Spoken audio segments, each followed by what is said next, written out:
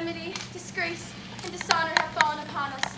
Our brothers are dead, and now King Creon has issued a proclamation to all the city. Do you understand? Or do you not know what outrage threatens one of those we love?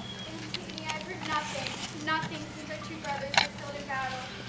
I sense this much, and that is why I brought you outside the palace to tell you secretly.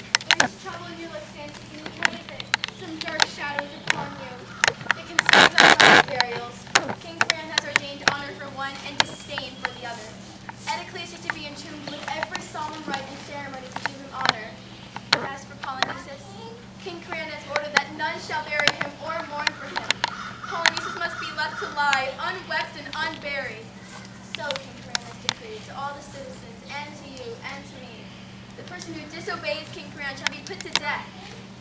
Will you join hands with me and share my task? Dangerous enterprise have you in mind? To lift his body! Will you join me? Would you dare bury him against Creon's law? My brother I will bury, and no one shall say I failed. You are too bold. King Creon has forbidden it. He has no right to keep me from burying my own brother. Antigone, please remember that we are not trained to fight. I yield to those who have the authority. I will not attempt to convince you, but I shall bury him. If I have to die for this pure crime, I am content, for I shall rest beside him. But you, if you so choose, may scorn the sacred laws of burial that heaven holds in honor. Nay, I do not scorn, but against King Creon's will I'm too weak. Make that your excuse. I go to heap earth upon the brother I love. I fear for you. I tremble for your life. Look to yourself, but do not fear for me. Your heart is full with fever. I know I please whom must I ought to please. But what you intend to do is impossible. When my strength fails me, then shall I cease. But why attempt this hopeless task at all? I will face the danger that so dismays you, for it cannot be so dreadful as to die a coward's death. Things go overmuch. The task is senseless and blind folly. Remember that I love you dearly. Did it just start? Oh.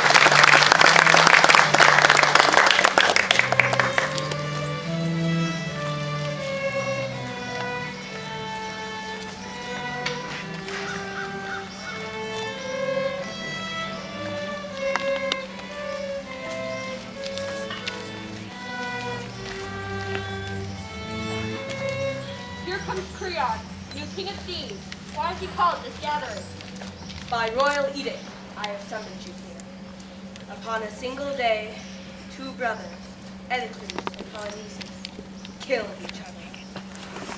I now possess the throne and royal power by right of nearest kinship with the dead. For the two brothers who died in battle, I proclaim the following edict.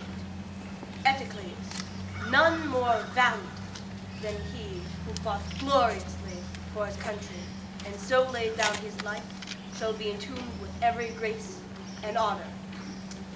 But Polynices, who returned from exile to fight against us, shall be left unburied. Such is my will. Such is your will, my lord. Look to it then, and see that you defend the law now made. I have appointed guards to watch the unburied body. And what further orders do you lay on them? That you resist whoever disobeys. Men are so foolish as to love for death. Death is indeed.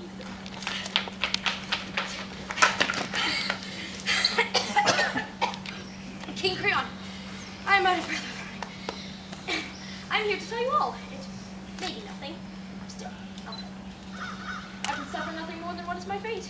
Is your news unpleasant? Aye, and fear makes a man pause long. Make an end to it. Tell your story and be gone.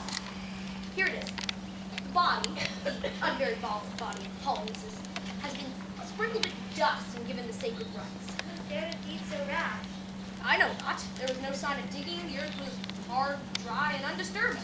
There was no track of chariot wheels. Whoever had done such a deed left no trace at all. Perhaps this deed was ordered by the gods. Silence! Cease your chatter, or my wrath shall fall upon you. I know that a person could be bribed to do this act. Of all vile things on earth, none is so vile as money. I speak to you plainly and confirm it with this oath. Unless you find the author of this burial right, mere death shall not suffice for you. I'm not going to do it. Then bring forth the person who did. May the gods grant that the guilty one be found. Many are wonders of the world, but none are so wonderful as human beings. full of resources against all that comes to harm them, against death alone, a human being's luck, with no defense. What strange sight is this? I doubt my eyes. Antigone, what have you done? Unlucky daughter of unlucky father. Cannot be you who disobeyed King Creon. We caught her burying her brother. Where is King Creon? Back from the palace, in a gift party. Why do you bring this girl? Where was she taken? Burying her brother. We captured her. All was evident. Is this the truth? I saw her bury the body to you. Had to make it to be touched. Speak, you who look down to the earth. Are these accusations true or false? I admit to all. I do not deny it.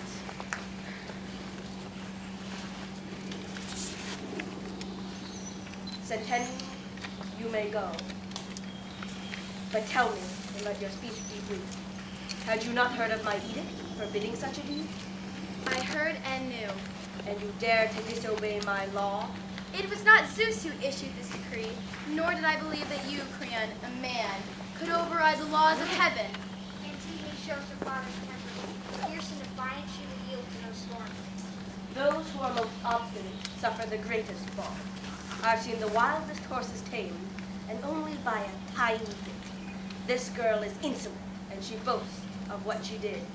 Even though she may be my niece, she shall not escape the direct penalty, and neither shall her sister. Would you do more than simply take and kill me?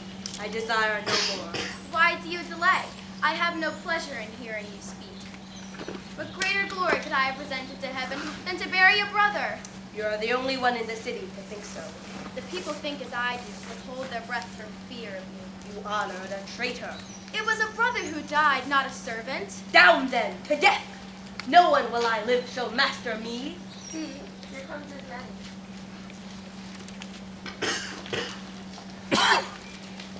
You, lurking like a serpent in my house, do you confess you shared this burial, or will you swear you had no knowledge of such a deed? I share the blame and do not shrink. No, justice forbids your claim. You refused and I gave you no part of it. I'm glad to share your danger at your side. I love not those who love in words alone. Sister, let me die with you. Leave me to die alone. Remember you would not help me.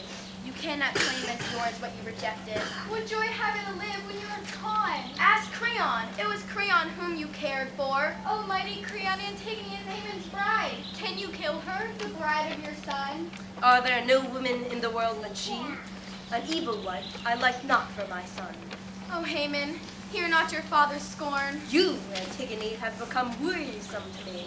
Almighty King, he is your son. How can you take her from him? It is not I, but death that stops this wedding.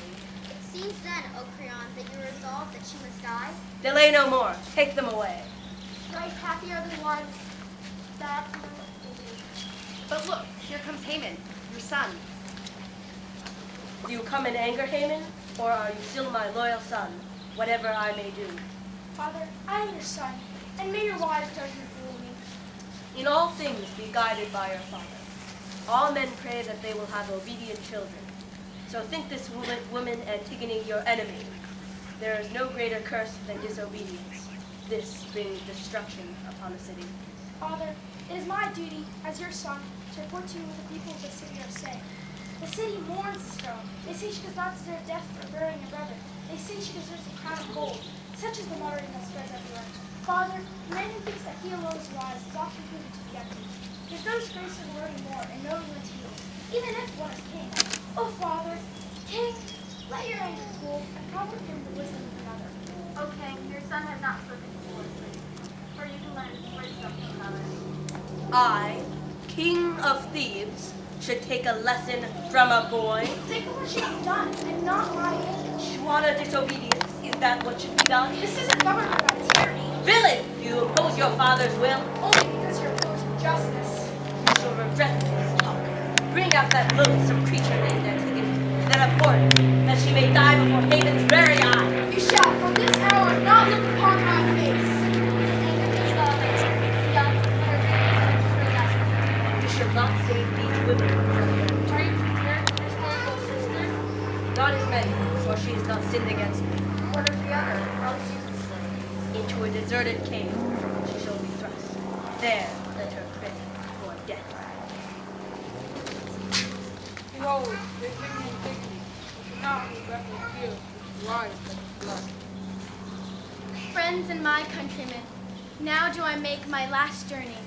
Now do I see the last sun ever I shall behold. Never another. Ah, cruel doom to be banished from earth. You were too bold, too reckless, and now kingly power takes terrible vengeance. Unwept and unfriended, cheered by no song, they drag me to death. Never again shall I see the sun in the heavens. Enough of this. Hence with her, into her tomb prison as I commanded. She shall live no more among the living. Why should I look to heaven for help if this is what the gods approve? Your end has arrived. The sentence is passed. I have no comfort to give you.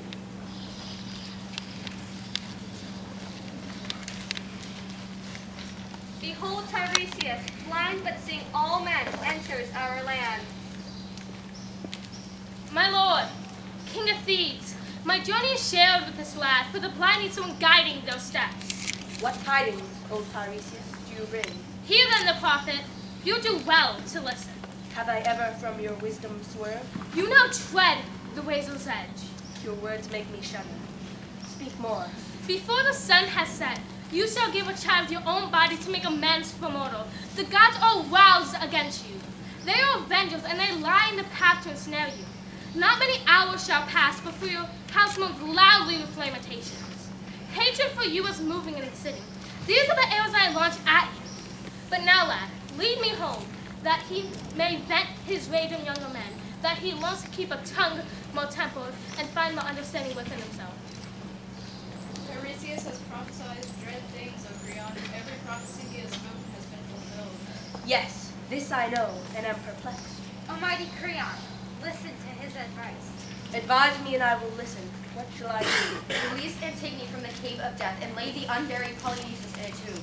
You would have me yield? We wouldn't quickly. The gods are ready to punish the foolishness of man. How difficult it is to yield, and yet I cannot fight against necessity. Yes, I will yield. Quickly, go then and do it. Leave not this task to others. Sentinel, make quick your speed and release Antigone from our tomb of death.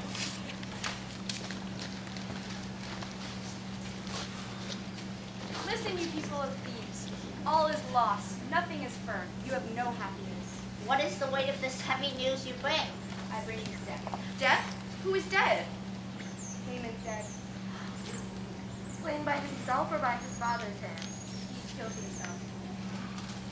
O Tiresias, how your prophecy comes true. But look, the queen, Eurydice, comes forth from the palace. Has she heard about her son? Good people, all, I heard, but tell me once more, for I am no stranger to bad news. Dear mistress, I will tell you what we saw. We went up the hill with Creon to where Polyneices' body still lay, and we prayed to the gods that they would restrain their anger and be merciful.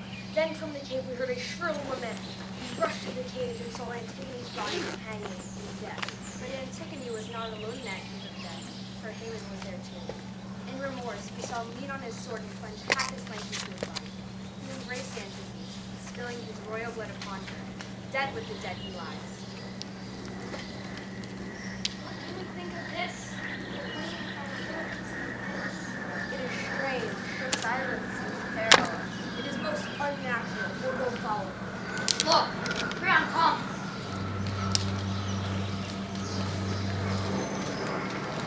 Behold, people of Thebes, the slayer of his very own son. My stubborn ways have borne bitter fruit. My son is dead. Haman torn from me so young. The fault is mine. Oh, how too late. You have earned the truth. Oh, king, pour sorrow upon your head. In your own house, a second sword of misery confronts you. What? More? What worse evil yet remains? Queen Eurydice, your wife and true mother of Haman, is dead. In grief, she plunged the blade into her heart. In one fell swoop, my wife and my son. Oh gods, are you merciless? Behold and see, there lies her lifeless body. Where will it end? What else can fate hold in store for me? Is there no one here who with one deadly thrust will end my life? My grief crushes me. The queen cursed you as she died. The guilt of slaying my wife and my son is mine alone. Even though I touched them not, I killed them both.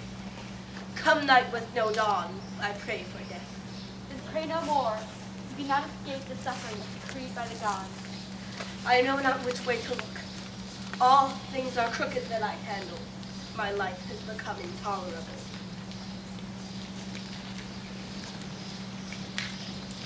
Proud words of arrogant men, in the end mean punishment. Old age learns too late to be wise.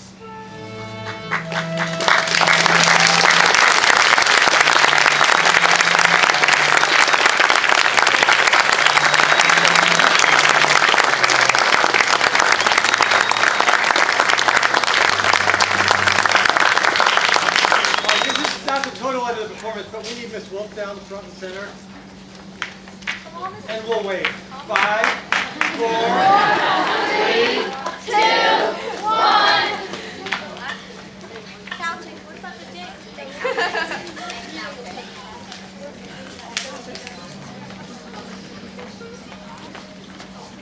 Don't look at her, she's gonna cry. Can you just sit down? You prepare something. All right, you guys ready? Yeah.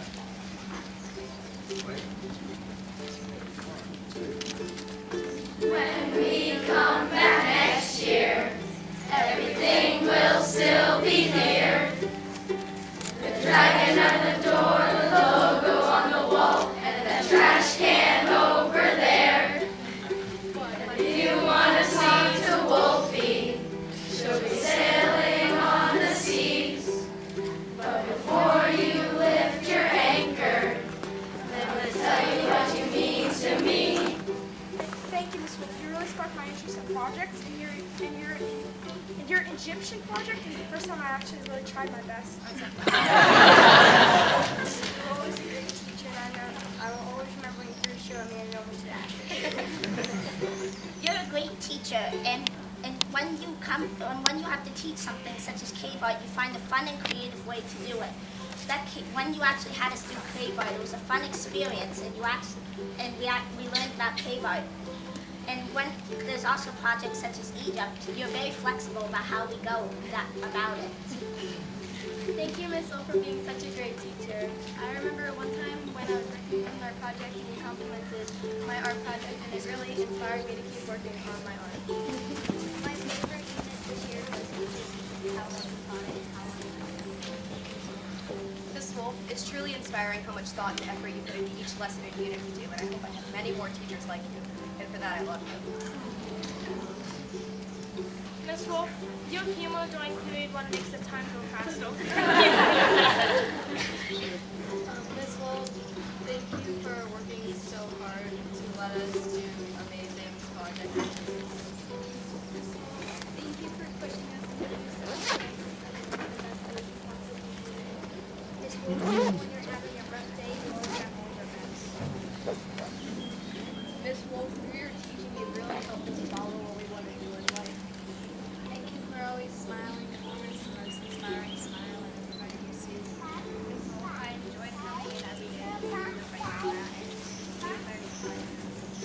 Mrs. Wolf, you'll always assign an assignment, and then when we come in with the work ready, it'll turn out that the assignment was a whole lot easier. We'll be so prepared that everyone does amazing. And I love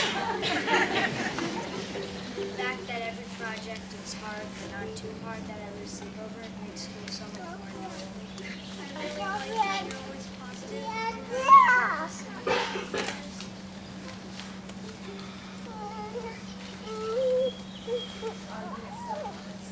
Okay, go. Oh, Mrs. Wolf, thank you. There's more.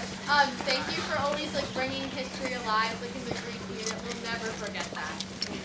And I've never experienced so many amazing projects in one year, and you made my 6th grade year one of the best years ever. So thank you. You were a really good teacher, and we'll really miss you. Thank you for having such a great way to teach us.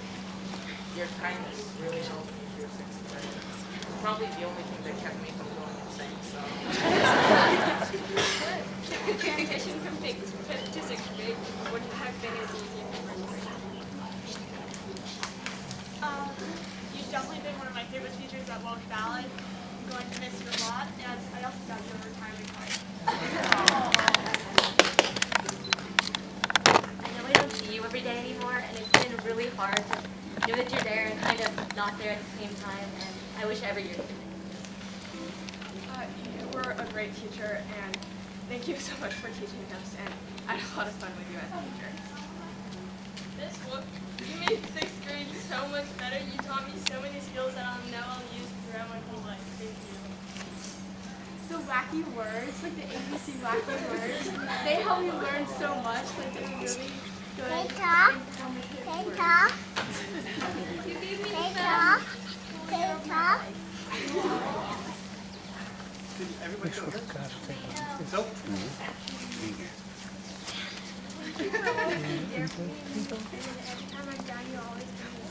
Thank you for being the best little teacher I could ever ask for. Your smile is a really nice, sincerely thank you.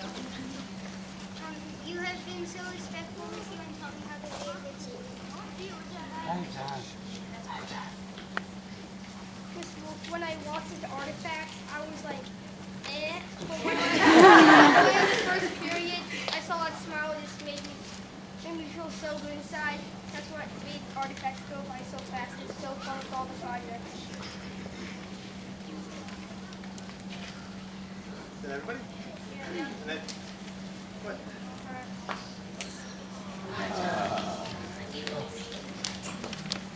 The cast got together and bought you a cake.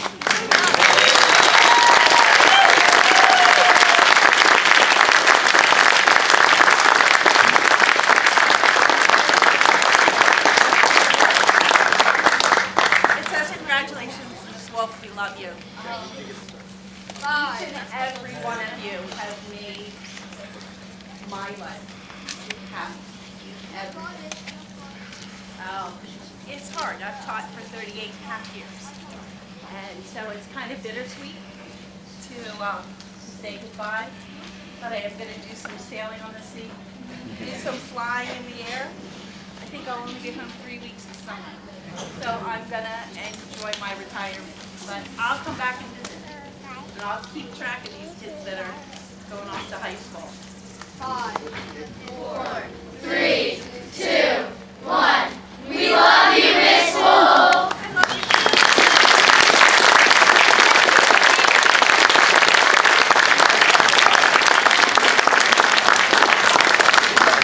Please join us for food, cake, refreshments, and Miss Wolf up here.